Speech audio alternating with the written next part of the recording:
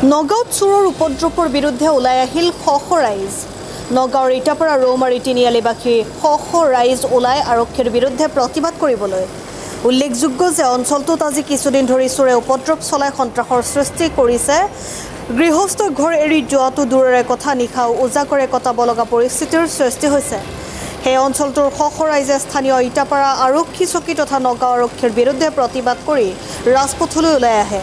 নগাঁও জিলা S P ডাঙৰীয়াক অনুৰোধ কৰিব বিচাৰিছোঁ যে আমি ইটাপাৰা ৰৌমাৰী গাঁৱত চোৰৰ চাফাই অভিযানত আমি অতিষ্ঠ হৈছোঁ।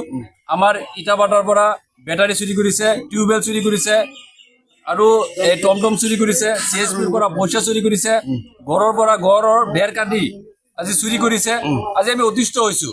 ইটাপাৰা আৰক্ষীৰ পৰা আমি কোনো ধৰণৰ সহায় নোপোৱাত আজি আমি এছ পি ডাঙৰীয়াক ক'বলৈ বাধ্য হৈছোঁ যে অতি সোনকালে আমাৰ ইয়াত বিহিত ব্যৱস্থা গ্ৰহণ কৰিব লাগে, অন্যথা আমি ইটাপাৰা ৰৌমাৰী গাঁৱৰ ৰাইজ একলগ হৈ আমি চোৰসকলক নিজাববীয়াকৈ ব্যৱস্থা কৰাৰ ব্যৱস্থা কৰিম। গতিকে আজি আমি খুব দুখেৰে ক'বলগীয়া হৈছে যে ইটাপাৰা আৰক্ষী চকীখন আমাৰ নিচেই কাষত থকা অৱস্থাত আমি পুলিচৰ ফালৰ পৰা কোনো ধৰণৰ সহায় নোপোৱাটো আমাৰ এক দুৰ্ভাগ্যজনক বিষয়। আৰু চোৰক সিহঁতে আমি এইটো মানি ল'ব লাগিব, চোৰক সিহঁতে এতিয়া নিৰাপত্তা দিবৰ কাৰণে আজি তেখেতসকলে কোনো ধৰণৰ ব্যৱস্থা গ্ৰহণ কৰা আমি দেখিবলৈ পোৱা নাই। আজি আমাৰ ইটাপাৰা ৰৌমাৰী বৃহত্তৰ অঞ্চলত যোৱা কেইমাহমান ধৰি বহুত ড্ৰাগছ ব্যৱসায় কৰি আছে, যাৰ ফলত আমাৰ এই বৃহত্তৰ অঞ্চলৰ স্কুলৰ পৰা বহুত চুৰি হৈ আছে, মানুহৰ গছৰ পৰা বহুত বস্তু বাহিনী চুৰি হৈ আছে।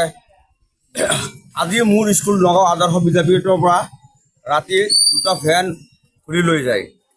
এতিয়া ভৱিষ্যতে এনেকুৱা চুৰি নহয়, তাৰ বাবে আমি নগাঁও জিলাৰ SP মহোদয়ক অনুৰোধ জনাইছোঁ যে ইয়াৰ বিহিত ব্যৱস্থা লয় যেন। MG ব্ৰাঞ্চৰ মোৰ CSP ৰৌমাৰী গাঁৱৰ হয়, মোৰ CSPৰ পৰা আজি ৰাতি 12টামানৰ পিছত টিনপাত ভাঙি আকৌ AC বোৰ্ড ভাঙি মোৰ লকাৰ খুলি টকা 3 লাখতকৈ অধিক টকা লৈ গ'ল। এই কাক সন্দেহ কৰে, কিবা সন্দেহ কৰে নেকি বাৰু?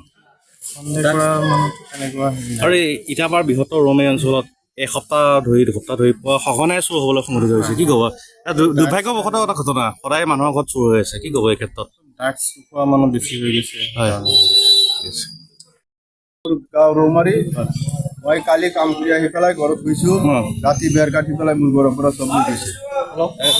আপোনালোকৰ অঞ্চলত আজিকালি নিৰাপত্তা নাইকিয়া হৈছে, সদায় চুৰ হ'বলৈ সংঘটিত হৈছে, কি ক'ব এই ক্ষেত্ৰত? এইবিলাক পুলিচে একো নকয়, ৰাজ খাই থাকে আৰু চুৰি কৰি থাকে মানুহৰ ঘৰত।